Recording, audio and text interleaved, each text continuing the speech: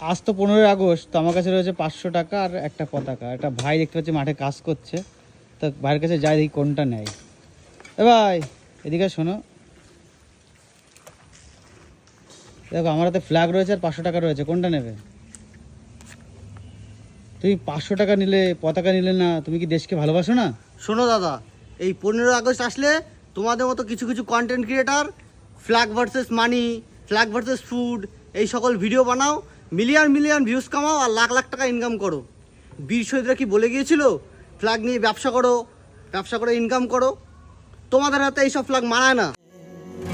हम जिएंगे और मरेंगे है সরি ভাই, আমার ভুল হয়ে গেছে।